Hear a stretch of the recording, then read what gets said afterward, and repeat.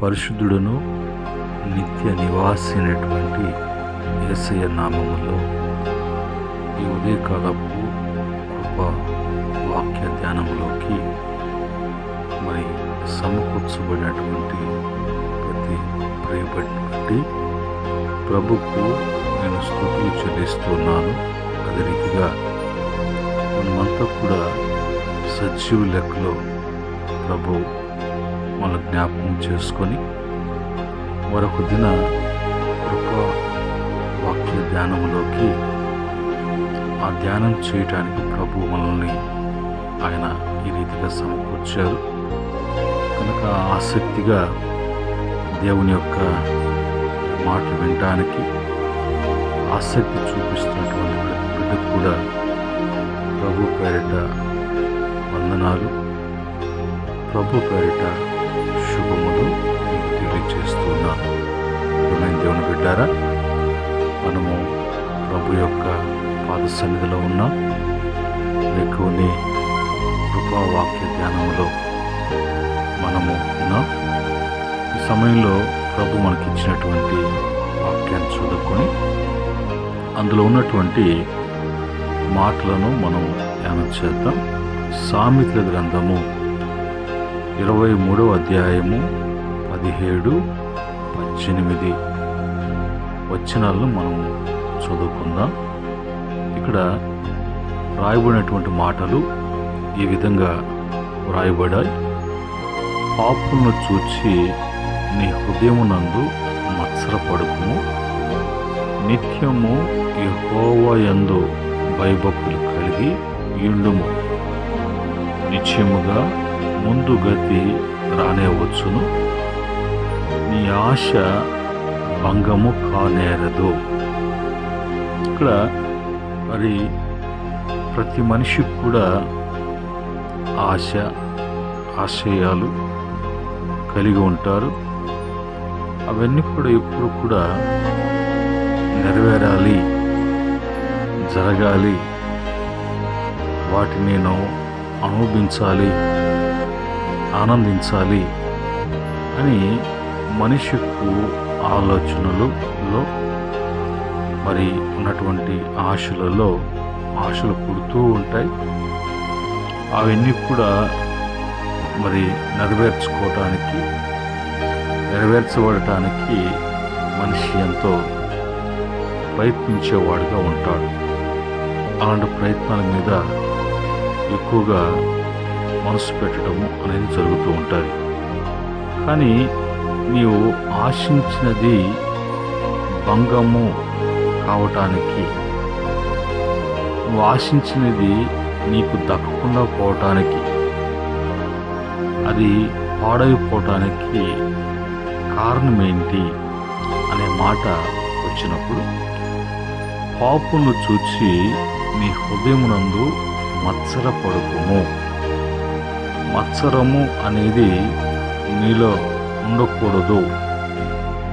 దానికి ఎలాంటి రూపం ఉండదు. అది ఏ రీతిగా కూడా తను తాను కనపరుచుకోదు. అది మనిషిలో ఉండి మనిషి యొక్క స్వభావముతో కలిసి అది తన యొక్క ఏది చేయాలనుకుంటుందో, ఏది జరిగించాలనుకుంటుందో అది జరిగించేది.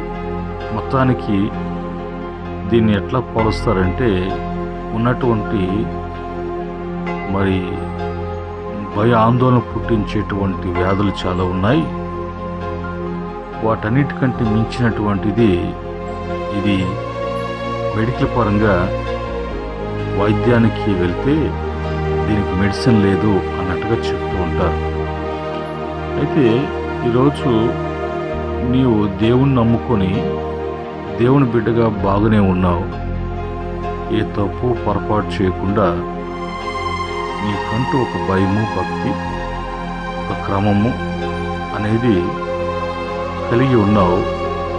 అయితే నేను బాగున్నాను, అన్ని విషయాల్లో కరెక్ట్గా ఉన్నాను, ఎదుటివాడు అలాగ లేడు, కానీ వాడు బాగున్నాడే, వాడికి అన్నీ కూడా వాడు అనుకున్నదే అనుకున్నట్టుగా చేయగలుగుతున్నాడే అన్నట్టుగా వారిని చూచి వాడిలో దేవుని భయం లేదు, వాడిలో ఒక భక్తి జీవితం లేదు, వాడు చేసే అన్నీ కూడా మరి మంచి కార్యాలు కాదు. అలాంటి వాడికి అన్నీ కూడా బాగానే కలిసి వచ్చినట్లుగా ఉన్నాయి అనే ఆలోచన నీకు రాకూడదు.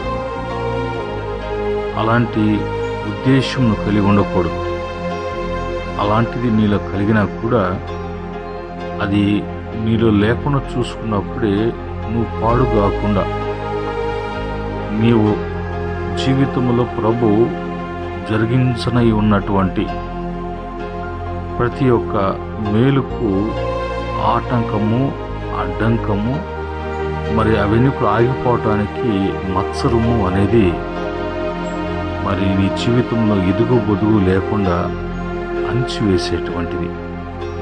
కనుకనే అది నీ హృదయంలోకి రాకుండా, నీ హృదయంలో లేకుండా చూసుకోవటము అనేది నువ్వు నీ యొక్క అనుదిన చర్యలో దేవుని వాక్యాన్ని బట్టి పరీక్షించుకుంటూ ఉన్నప్పుడు అది నీలోకి రాకుండా లేకుండా ఉండకుండా చూసుకోగలవు.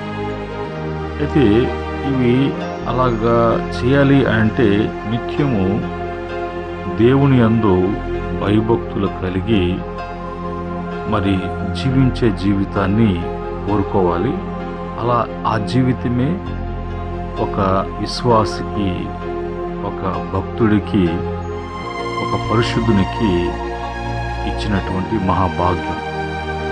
కనుక నిశ్చయముగా నీకు దేవుడు ఒకవేళ క్షణకమైనటువంటి వాటి విషయంలో వాళ్ళు ఆనందిస్తున్నారేమో, కానీ ప్రభు నీకు ఏర్పాటు చేసినటువంటి నీ జీవితానికి ఇచ్చినటువంటి అనేకమైనటువంటి మంచి మంచి కార్యాలు, మంచి మంచి అసలుతో కూడినటువంటివి, ఊహకందినటువంటి కార్యాలు నీ జీవితంలో ప్రభు చేయటానికి, ఆ విధంగా జరగటానికి ప్రభు ఆయన నిర్ణయించి ఉన్నాడు. కనుక ఆ దినము నీకు రానై ఉన్నది, ఆ దినము నువ్వు చూస్తావు.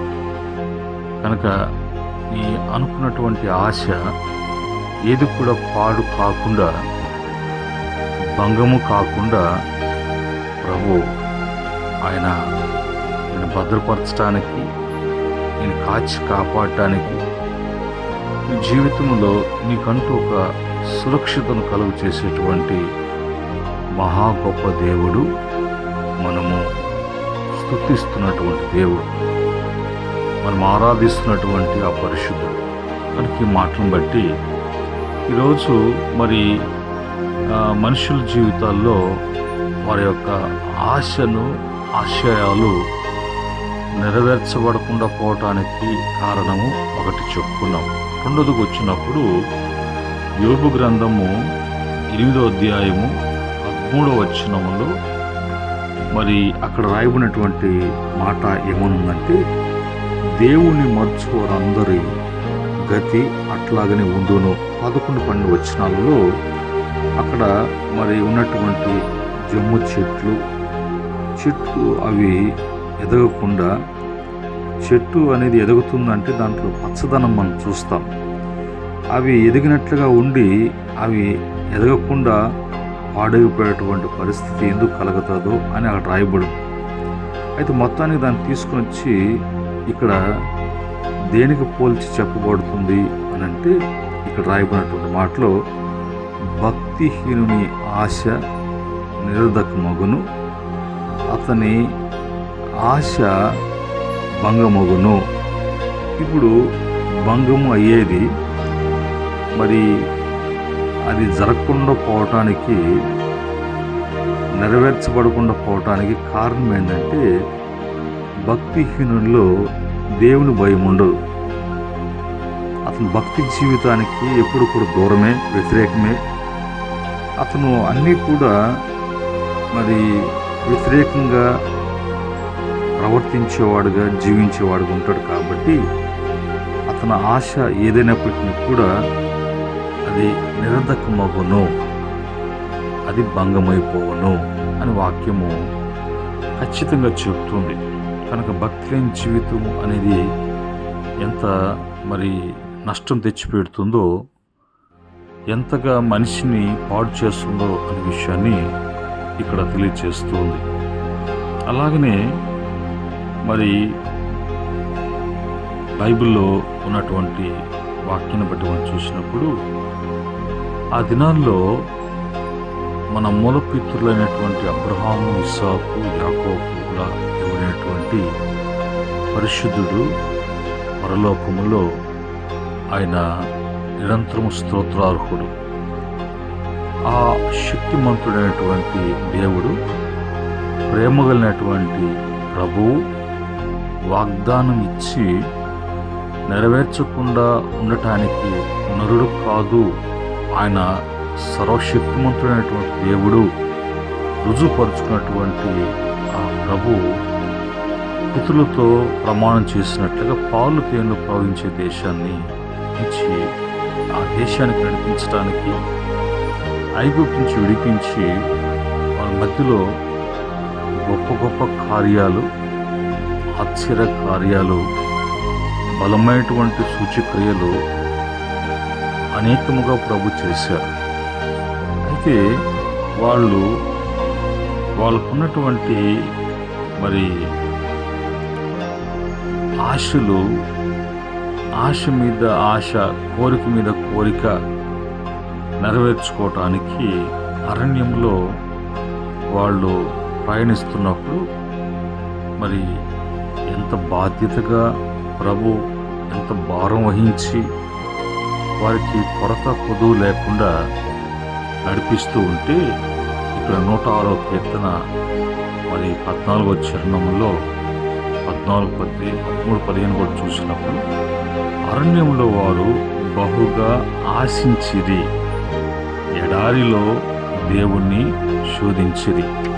అన్ని చేసినా కూడా ఆ దేవుడును వాళ్ళు శోధించినట్లుగా, వాళ్ళు బహుగా అంటే వాళ్ళ జీవితంలో ఒక ఆశను తీర్చినప్పుడు, ఆ ఆశతో అక్కడికి దేవుడు మాకు ఏదైనా ఇవ్వగలడు, ఎంత మంచి దేవుడు మాకున్నాడు అనేటువంటి మనసుతో కాకుండా, వాళ్ళ ఆశను తీరుస్తున్న కొలది ఆశలు ఇంకా పెంచుకొని దేవుణ్ణి శోధించి, దేవుణ్ణి విసిగించి, దేవునికే కోపం తెప్పించేటువంటి వారుగా తయారయ్యారు.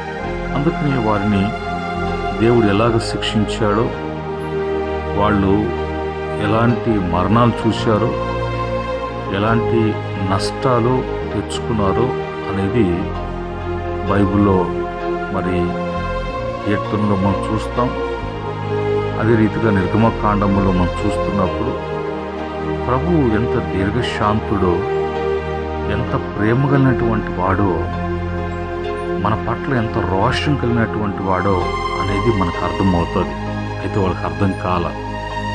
కారణం ఏంటంటే వాళ్ళలో ఉన్నటువంటి అవిశ్వాసం, వాళ్ళలో ఆ ఆశలు పెంచుకోవటం, దేవుని శోధించటం, దేవుణ్ణి వాళ్ళు మాట చెప్పాలంటే వాళ్ళు తక్కువ అంచనా వేయటము, అలాగా వాళ్ళు పలు విధమైనటువంటి ప్రవర్తన ద్వారా ప్రభుని బాధ కలిగించారు. అలాగనే ఆశను గురించి మనం చూసినప్పుడు సామెతల గ్రంథం 13:4 ప్రకారంగా, సోమరి ఆశ పొండు గాని ప్రాణముకేమీ కూడా దొరకదు. ఆశ ఉన్నటువంటి ఆశలు అనేవి అందరికీ ఉంటాయి. అయితే సోమరికి కూడా ఆశలు ఉంటాయి. ప్రతి మనిషికి కూడా ఆశ ఉంటుంది.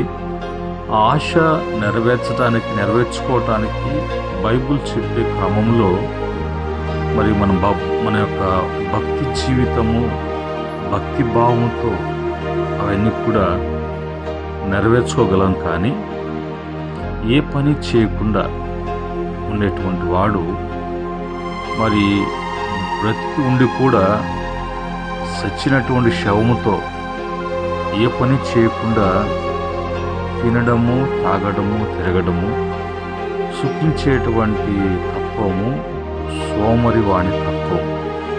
అలాంటి వాడు మరి ఆశించినా కూడా వాడు ప్రాణాన్ని సంతోషపరిచేటువంటివిగా ఏవి కూడా దొరకనటువంటివి, దూరము అయ్యేటువంటివిగా ఉంటాయి.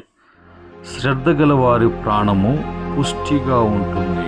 ఎప్పుడు కూడా శ్రద్ధ ఉండాలి, కానీ మరి సోమరితనము అనేది ఉండకూడదు అనేది మనకు వాక్యము చెప్తుంది.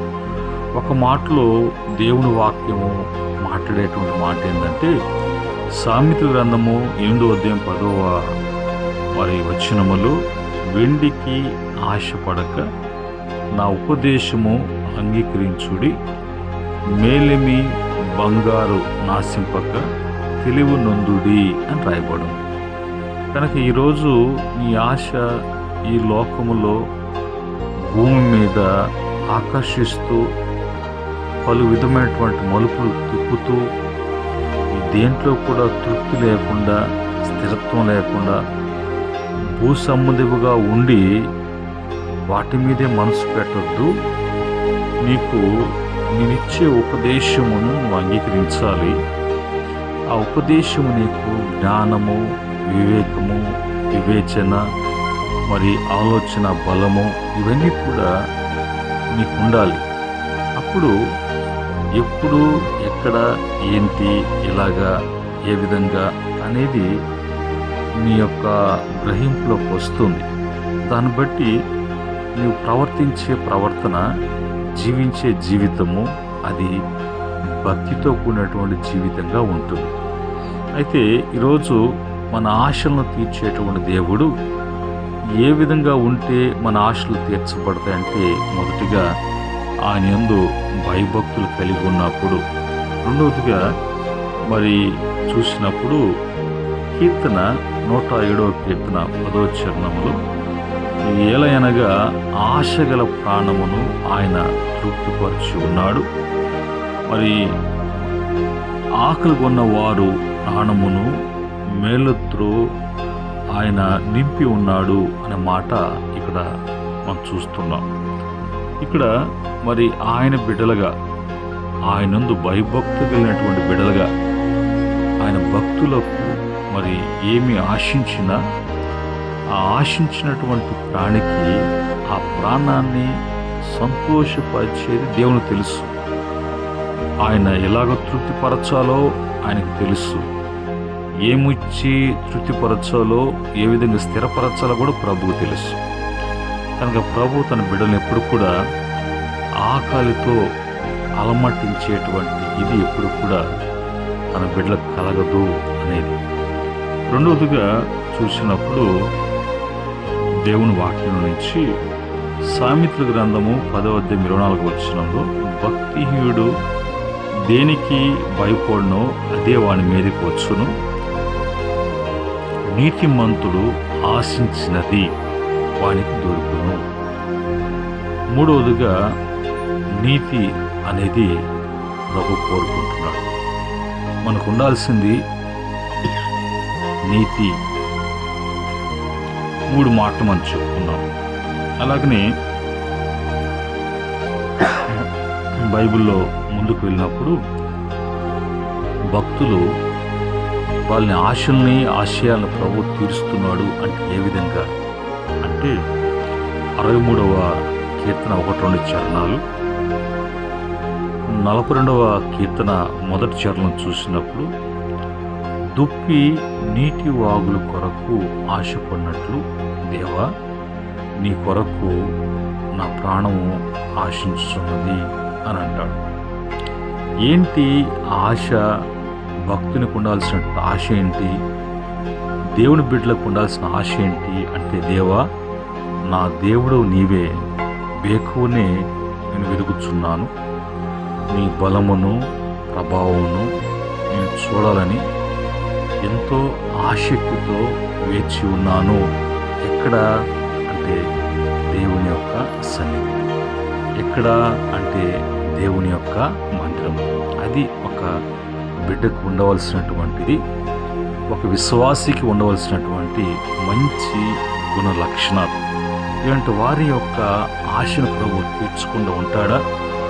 ఇలాంటి వారి జీవితంలో దేవుడు మేలు చేయకుండా మౌనంగా ఉంటాడంటే అది అన్నిటికీ జరగదు. ప్రభు చేస్తాడు. మన దేవుడు ఎప్పుడు కూడా చేసేటువంటి దేవుడు.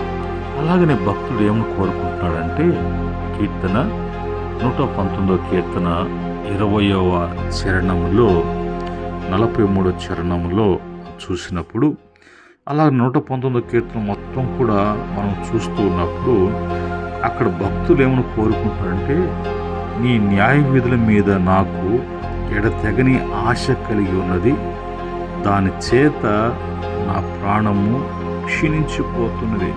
ఆ వాక్యం కానీ దొరకకపోతే, ఆ న్యాయ విధులు కానీ నాకు ఎప్పటికప్పుడు నాకు తెలియకపోతే, తెలుసుకోకపోతే అని అంటాడు.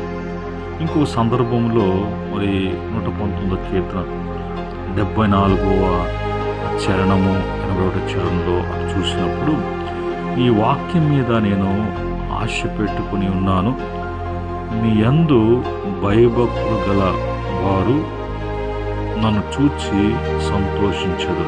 అంటే వాళ్ళ ఆశ అంతా కూడా ఏదో తీర్చుకోవాలి, ఏదో కొనుక్కోవాలి, ఏదో తెచ్చుకోవాలని కాదు, కానీ ప్రభు ఏ న్యాయ విధులు, ఏ కట్టడలు, ఏ వాక్యము, ఏ వాక్కు, ఏ క్రమము అనేది అందులోనే వాళ్ళు మరియు తమ యొక్క ఆశలు, ఆశయాలు ఏ విధంగా నెరవేర్చబడుతున్నాయో అని గ్రహించినటువంటి వారు వేకువనే ప్రభు వెతుకుతున్నాం. నీ సన్నిధిలో నీ ప్రభావాన్ని, ఆ దినము నువ్వు చేయబోతున్నటువంటి కార్యాలను, మరి నీ వాక్యము, నీ నోటి నుంచి వచ్చేటువంటి వాక్యం కొరకు వేకువనే నేను ఆశతో, ఆసక్తితో వేచి ఉన్నాను ప్రభా. అది వెలువడు కానే, నీ నోటి నుంచి రాగానే అది నాకు దొరికిన వెంటనే ఎంతగా నేను ఆనందిస్తున్నానో, నా ఆశ ఎంతగా తీర్చబడుతుందో అనేటువంటి మరి ఆ యొక్క సంతోషాన్ని, ఆనందాన్ని మరి ఏ విధము కూడా అదుపు చేసుకోలేనటువంటిదిగా అంతగా ఉప్పొంగిపోయేటువంటి సంతోషంతో, ఆనందంతో దేవుని బిడ్డలు జీవించారు. అలాంటి జీవితాన్ని వాళ్ళు కోరుకున్నారు కాబట్టి వాళ్ళ విషయంలో దేవుడు ఎప్పుడు కూడా సిగ్గుపడలేదు. వాళ్ళ గురించి చెప్పటంలో ఇప్పుడు కూడా వెనకడుగులు వేయలేదు. ఆయన వాళ్ళ గురించి కనపరచు విషయంలో ఆయన ఎంతగానో మరి ఇష్టపడుతున్నాడు. ఈ కాలమందు మరి కృపా వాక్య ధ్యానంలో మన యొక్క ఆశను గురించి మన ఈ వాక్యం మాట్లాడుతుంది. దేవుని బిడ్డగా, దేవునికి వెళ్ళినటువంటి వాడువుగా, దానివిగా నీ ఆశ ఎప్పుడు కూడా భంగము కానేరదు. అయితే నువ్వు ఎలాగుండాలి, నీలో ఏముండాలి, ఏముండకూడదు, ఏం తీసివేసుకోవాలి అనేది నువ్వు తెలుసుకున్నప్పుడు నీకు దినములు దేవుడు ఏర్పాటు చేశాడు. ముందు గతి రానేయవచ్చును, అవి జరగాల్సినటువంటి ప్రతిదీ కూడా నీ జీవితంలో జరుగును. నీ ఆశను తప్పకుండా ప్రభు ఆయన నెరవేర్చేవాడుగా ఉన్నాడు. ఆ విధంగా బైబిల్లో మరి ఆశపడినటువంటి ప్రతి ఒక్కరు కూడా వాళ్ళు ఏం ఆశో, ఎలాంటి ఆశో అనేది మనం వాక్యం చూసాం. అలాగే ఆయన బిడ్డలుగా ఇప్పుడు కూడా అలాంటి ఆశలు కలిగి మనం ఎక్కువ నుంచే కృప దొరికేటువంటి స్థలంలో మనం ఉన్నాం, కృపా సన్నిధిలో ఉన్నాం, కృపా వాక్యాన్ని వెతుకుతూ ధ్యానం చేస్తున్నటువంటి వారం కాబట్టి మన ఆశ ఎన్నడూ కూడా భంగము కానేరదు. కనుక ప్రతి ఒక్క బిడ్డ జీవితంలో దేవుడు మీ యొక్క ఆశలన్నీ కూడా తీర్చేటువంటి గొప్ప దేవుడే ఉన్నాడు. అట్టి స్థితి యేసుక్రీస్తు ద్వారా ప్రతి బిడ్డకు కూడా అనుగ్రహించబడునుగాక. ఆమేన్. ప్రేమగల తండ్రి, పరిశుద్ధుడా, ఉదయకాలపు కృపా వాక్య ధ్యానములో ఆశను గురించి మీరు మాట్లాడారు. అనేక విషయాలను మీరు బయలుపరిచారు. ఈ మాటలు ఎంతమందికి తెలియచేయబడుతున్నదో, ఈ కృపా వాక్య ధ్యానము ఎంత ఎంతమందికి వివరించి బోధించబడుతున్నదో వారందరి యొక్క ఆశను ఆశయాలను యేసుక్రీస్తు ద్వారా నెరవేర్చబడటానికి ఆ యొక్క క్రమాన్ని బిడ్డలు నేర్చుకొని ఆ విధంగా స్థిరులుగా మరి స్థిరపరచబడినటువంటి వారుగా తృప్తిపరచమని మీ కృపకు దయకు ప్రతి బిడ్డను కుటుంబాన్ని అప్పగిస్తుండగా మహిమ ఘనత ప్రభావం చెల్లించుకోమని ప్రభు అయిన యేసుక్రీస్తు వారి యొక్క పరిశుద్ధ నామములో అడిగి వేడుకుంటున్నాము తండ్రి. ఆమేన్. పరమ తండ్రి దేవుని ప్రేమ, రక్షకుడు యేసుక్రీస్తు కృప, పరిశుద్ధాత్మ యొక్క అన్య సహవాసం, కృపా వాక్య ధ్యానములో పాల్గొన్న బిడ్డలకును, ఈ మాటలు ఎంతమంది బిడ్డలైతే వింటున్నారో బిడ్డలకును, సకల పరిశుద్ధులకును, ఆయన దాసులకును సదా తోడై ఉండి నడిపించునుగాక. ఆమేన్.